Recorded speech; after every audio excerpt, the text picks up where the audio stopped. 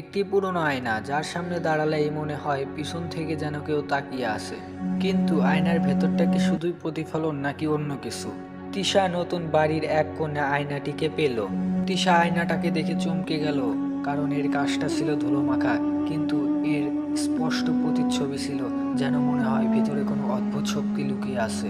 সারাদিনে কিছু মনে না হলেও রাত হতেই অস্বস্তি বেড়ে গেল। ঘুমোতে যাওয়ার আগে সে ওই আয়নার সামনে গেল। নিজেকে দেখতে গিয়ে সে অনুভব করলো যেন তার পিছনে কেউ দাঁড়িয়ে আছে। পিছনে ঘুরে দেখলো কেউ নেই। আবার আয়নার দিকে তাকাতেই ছায়া স্পষ্ট হয়ে গেল। সেই ছায়াটা ধীরে ধীরে তার দিকে এগিয়ে আসছে। আতঙ্কে সে চিৎকার করলো। হঠাৎ শীতল আয়নার উপর একটি হাত ভেসে উঠলো, যা ধীরে ধীরে আয়নার ওই পাশ থেকে বেরিয়ে আসতে লাগলো। পুরো ঘর স্তব্ধ হয়ে গেল। তারপর থেকে আর তিশাকে খুঁজে পাওয়া যায়নি। ভিডিওটি আপনাদের একটু ভালো লেগে থাকে তাহলে একটি লাইক এবং চ্যানেলটি সাবস্ক্রাইব করে দিবেন। ধন্যবাদ।